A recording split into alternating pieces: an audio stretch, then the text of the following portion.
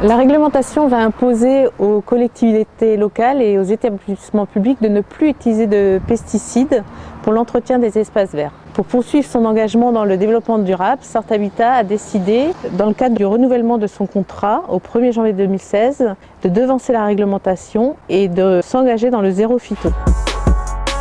Le CAUE de la Sarthe intervient en partenariat avec Sarthe Habitat notamment pour sensibiliser les habitants à des nouvelles façons d'aborder son paysage et de vivre différemment.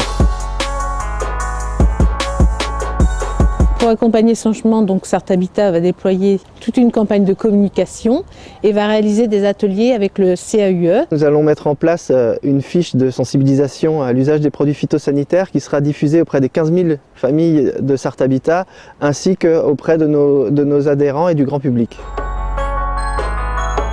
Nous allons tous avoir des appréhensions sur ce nouvel entretien des espaces verts. La crainte de voir des herbes se propager partout. Or, ce n'est pas le cas. Nous allons continuer à entretenir nos espaces. Par contre, effectivement, à certains endroits, il y aura peut-être de la propagation d'herbes, mais celle-ci sera maîtrisée.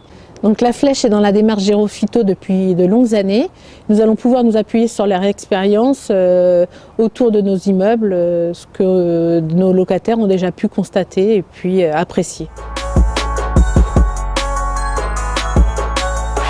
À la ville de la Flèche, on a eu une démarche de gestion écologique et durable des espaces verts qui était très progressive. Une prise de conscience qui a été établie à la fin des années 90, début des années 2000, avec la création d'un service espace naturel et donc une prise en compte des enjeux de la biodiversité qui a été progressive. Petit à petit, cette prise de conscience est devenue collective. Depuis janvier 2010, nous n'utilisons plus de produits phytosanitaires dans les cimetières.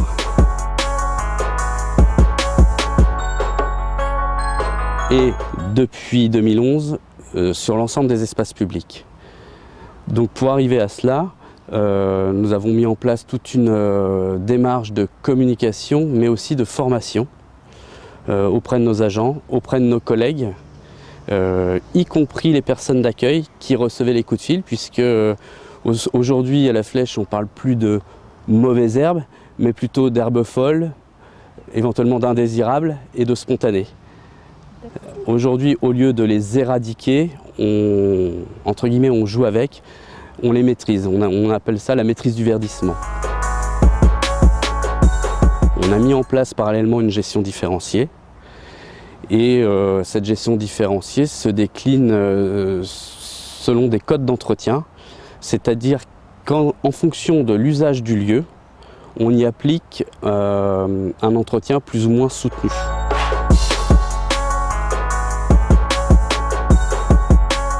La santé des agents applicateurs et la santé des usagers, c'est vraiment les éléments déclencheurs. Et bien sûr, s'ensuit toute la prise en compte de l'importance de la biodiversité.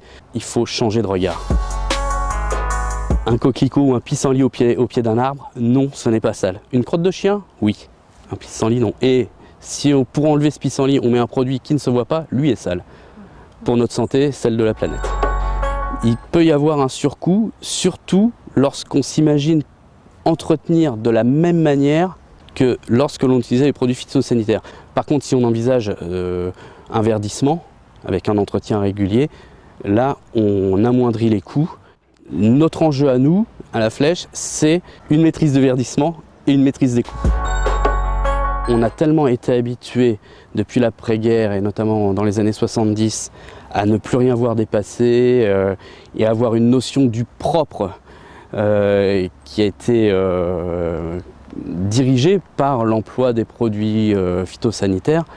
Il reste une petite part de grincheux, on les connaît, même parfois eux s'en amusent parce qu'ils savent très bien que finalement notre démarche est fondée et c'est pour le bien de tous.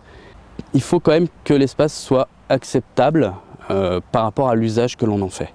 C'est-à-dire par exemple, un endroit vaste comme celui-ci est très pratiqué, donc on va pratiquer une tonte régulière.